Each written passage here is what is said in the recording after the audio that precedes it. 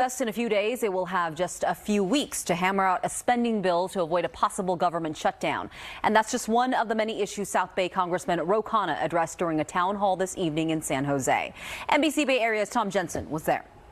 More than 100 people were here at Abram Agnew Elementary School for Congressman Khanna's town hall meeting, where he answered questions about everything from supporting Ukraine to child care costs, housing costs, and avoiding a government shutdown with a looming budget deadline. There's a frustration about what it's like to be working in middle class in America. Congressman Khanna says he'll focus on those budget issues that are frustrating so many Americans: the high cost of child care, the devastating effects of climate change, and the skyrocketing housing costs. Issues that he will address in budget talks, but lawmakers will have just 12 legislative workdays to hammer out a deal before a September 30th deadline. We are pushing to make sure that the working class and middle class concerns are addressed, and that the Republicans don't go back and ask for even further cuts at a time that people are hurting. Khanna is steadfast in his wishes to help reduce spending through cuts to the military, and was the sole no vote on the recent $886 billion defense bill.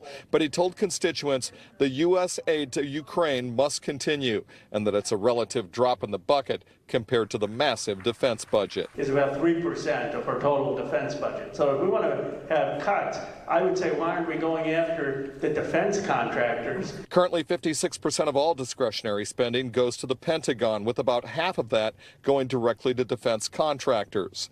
Khanna was not asked about the other elephant in the room, the booking of former President Donald Trump in Georgia. And obviously he has to be held accountable. But what I say to them is, that's not what comes up in my town halls. People want to know what you're doing for them. And that's where he says his focus will remain when he returns to Congress next week. His first order of business, he says, will be introducing a bill that provides $10 per day child care to all Americans.